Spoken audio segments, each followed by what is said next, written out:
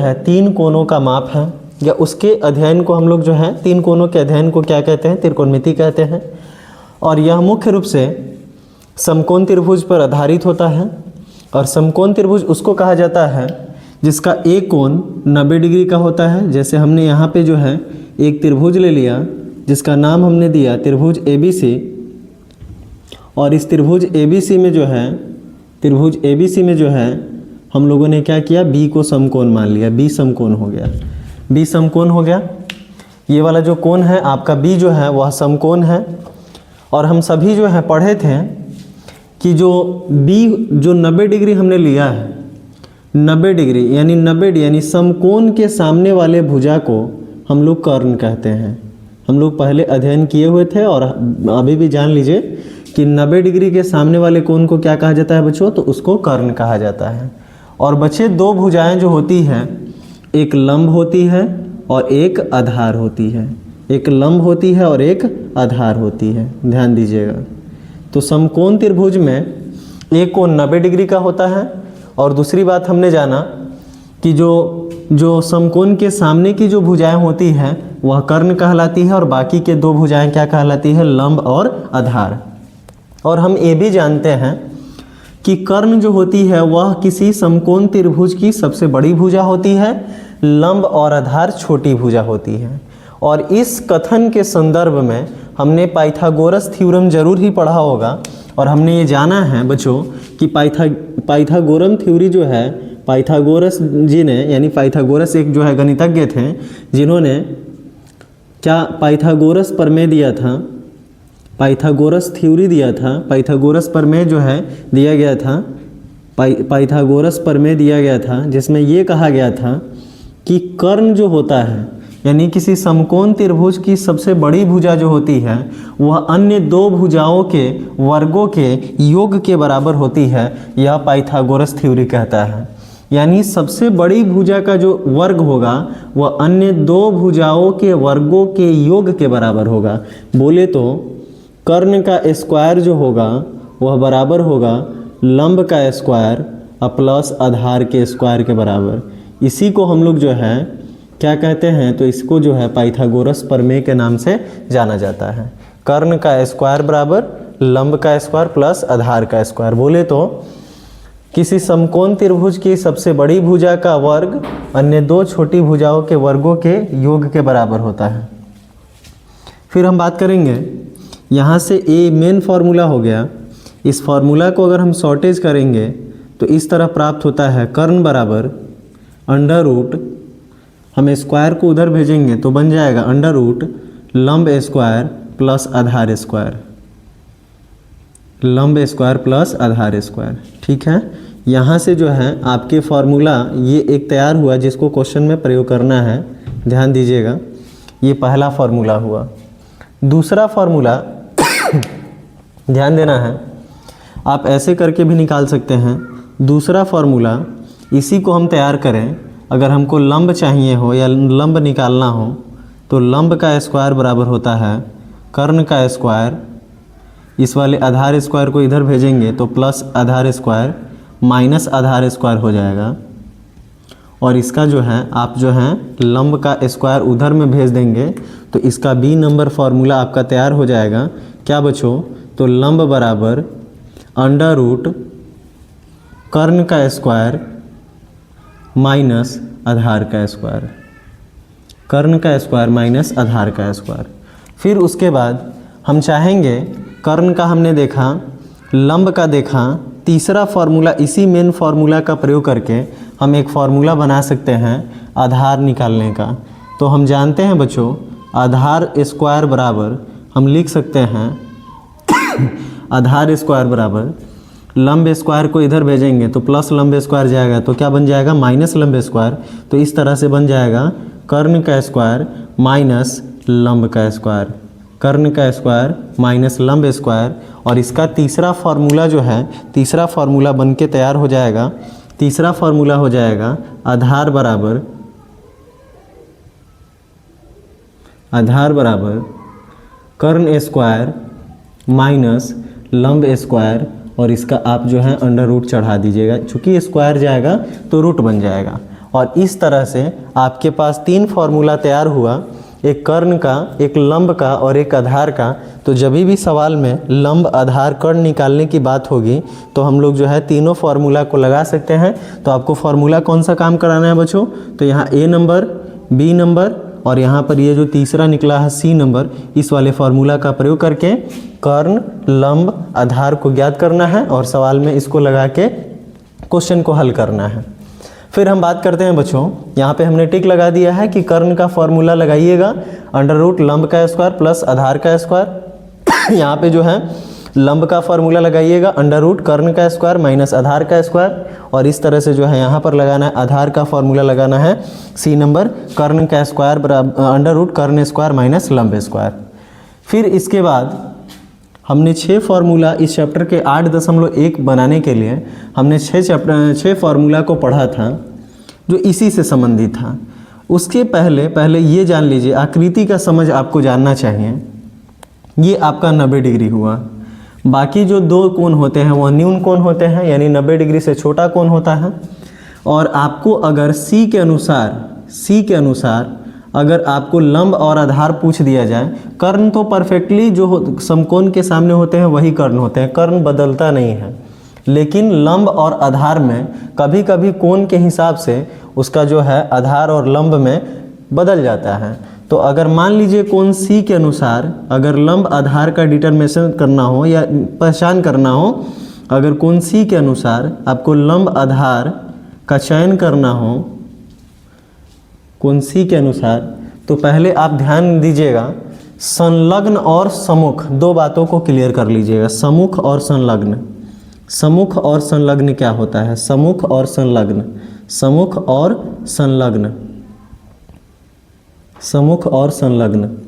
सम्मुख का अर्थ होता है सामने वाला, सम्मुख का अर्थ होता है सामने वाला, और संलग्न का अर्थ होता है सटा हुआ, संलग्न का अर्थ होता है सटा हुआ। इन दोनों बातों को अगर आप समझ लेते हैं तो आपको जो है फिगर की जो समझ है वो आपको आ जाएगी। तो बच्चों सी के अनुसार पूछा गया है, सी के अनुसार अगर पूछा जाए कि लंब कौन होगा, आधार कौन होगा, ध्यान देना है। सी के अनुसार अगर आधार पूछेगा तो सी के अनुसार पूछ रहा है तो सी के अनुसार पूछिए। तो सबसे पहले सी के अनुसार आपको यहाँ चेक कर लेना है। सी के अनुसार सम्मुख कोण जो होगा वह क्या कहलाता है, तो याद रखना है सम्मुख कोण लंब होता है, सम्मुख कोण लंब होता है। और सटा हुआ जो संलग्न कोण होता है वह आपको कौन सी भुजा कहलाती है, तो वह जो है आपको आधार होती है। तो इन 2 बातों को अगर याद रखेंगे तो लंब और आधार आसानी से पहचान लेंगे, और कर्ण की पहचान तो आराम से हो जाएगी कि समकोण के सामने के कोण को कर्ण कहते हैं, अन्यथा सबसे बड़ी भुजा जो होती है आपको कर्ण कहलाती है। कोण सी के अनुसार आपको सम्मुख भुजा देखिएगा, यानी सामने वाला जो भुजा होगा वह आपका लंब होगा, और संलग्न भुजा सी के अनुसार जो होगा यानी सटा हुआ जो भुजा होगा वह आपका आधार होगा। तो अगर इस तरह से हम आपसे पूछें कि बताइए कि सी के अनुसार लंब कौन है और आधार कौन है, तो आपका जवाब क्या होगा बच्चों, बताइए। सी के अनुसार लंब अगर आप निकालेंगे तो लंब आपका क्या होगा, ध्यान देना है। तो लंब आपका होगा, लंब जो है सम्मुख कोण को कहते हैं, तो सी का सम्मुख कोण कौन हो जाएगा बच्चों, सी का सम्मुख कोण ए बी हो जाएगा, यानी लंब आपका ए बी हो गया। और बच गया एक ही भुजा, कर्ण तो पहले से ही डिसाइडेड होती है बड़ी भुजा, तो लंब हो गई ए बी, तो आधार कौन सा हो जाएगा, आधार हो जाएगा बी सी। ये आपका कोण सी के अनुसार हुआ, ध्यान देना है। ये हो गया कोण सी के अनुसार। अगर इसी तरीके से अगर पूछा जाए कि कोण बी के अनुसार कौन सा होगा, यानी कोण बी के अनुसार अगर आपसे पूछ दिया जाए, कोण बी के अनुसार अगर पूछ दिया जाए, कोण बी के अनुसार, कोण बी के अनुसार अगर पूछ दिया जाए, ध्यान देना है। तो कोण बी के अनुसार अगर पूछा जाए बच्चों, तो बताइए कोण बी के अनुसार लंब और आधार कौन होगा। तो अभी हमने बताया कि जो सम्मुख होता है, जो सामने होता है वह लंब होता है, जो सटा होता है वह आधार होता है। तो बी के सामने वाला पहले नज़र मार लीजिए। तो बी के सामने वाला जो होगा, बी तो यहाँ से पूछेगा नहीं, क्योंकि ये बी क्या है, ऑलरेडी समकोण है, तो समकोण से पूछता नहीं है। आपको जो है सी से पूछेगा, न्यून कोण से पूछेगा, तो सी के अनुसार और ए के अनुसार। तो हम ए के अनुसार देख लेते हैं, चलिए बात करते हैं। ए के अनुसार न्यून कोण के अनुसार देखना है, तो लंब देखने के लिए सामने देखना है, आधार देखने के लिए सटा हुआ देखना है। तो बताइए ए के अनुसार लंब कौन होगा? तो ए के अनुसार लंब आपका BC हो जाएगा, लंब आपका BC हो जाएगा, सामने वाले को लंब कहते हैं। और आधार का मतलब होता है सटा भुजा, कर्ण में तो कोई छेड़छाड़ करनी नहीं है, तो यहाँ पर ए के अनुसार जो होगा, ए से सटा हुआ भुजा कौन है? कर्ण के अलावा यही तो है, जिसका नाम क्या है? AB है। तो इस तरह से AB जो हो जाएगा वह क्या हो जाएगा बच्चों? तो AB आपका आधार हो जाएगा, AB आपका आधार हो जाएगा। तो ध्यान से समझना है कि अगर किसी भी न्यून कोण के अनुसार लंब और आधार की पहचान करना हो तो याद रखिएगा, लंब पहचानने के लिए सामने देखना है और आधार पहचानने के लिए सटा हुआ देखना है, कर्ण को छोड़ करके। जैसे कि बात करें C के अनुसार आपको देखना था, C के अनुसार देखना था, C ये हमारा कोण हो गया, इसको पकड़ लीजिए। और आपको जो है लंब खोजना था, तो सामने देखिए, सामने इसका कौन सा पड़ रहा है भुजा? तो AB जो होगा वह AB क्या हो जाएगा? लंब हो जाएगा। और सटा हुआ भुजा, कर्ण को कोई छेड़छाड़ नहीं करनी, कर्ण वाली भुजा में कोई छेड़छाड़ नहीं। तो C के सटा हुआ भुजा कौन है? यहाँ पर BC है, इसी BC को हम लोग क्या कहेंगे? आधार बोलेंगे।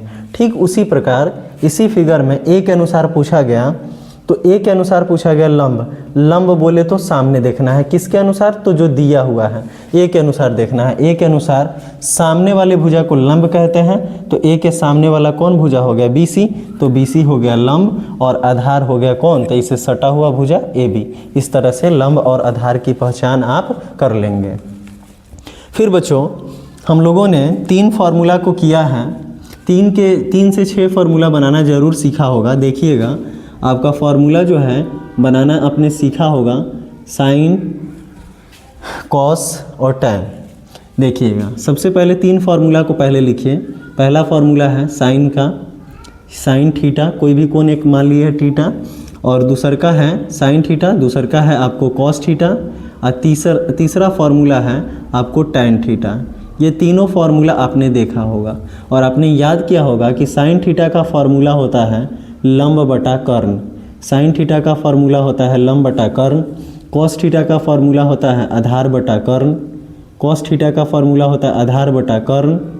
ठीक है, और इसके अलावा जो बच गया इसका होता है टैन थीटा का लंब बटा आधार, इसका होता है लंब बटा आधार। अब ध्यान से सुनना है, इसी 3 फार्मूला से हम लोग 6 फार्मूला बनाते हैं, इसी 3 फार्मूला से 6 फार्मूला बनाते हैं। साइन का जो उल्टा होता है, साइन का उल्टा, इसको हम जो है 4 नंबर फार्मूला लिख देते हैं। साइन का उल्टा जो होता है वह आपको कॉसेक होता है, और कॉसेक थीटा का फार्मूला होता है कॉसेक थीटा। देखिए नहीं दिख रहा होगा तो नीचे देख लीजिएगा, कॉसेक थीटा का फार्मूला होता है क्या बच्चों? तो कॉसेक थीटा इसी का उल्टा हो जाएगा, उल्टा, साइन का उल्टा कॉसेक होता है, तो उल्टा करोगे तो क्या हो जाएगा बच्चों? कर्ण, अब बटा के नीचे क्या हो जाएगा? लंब। ये फार्मूला हो गया किसका?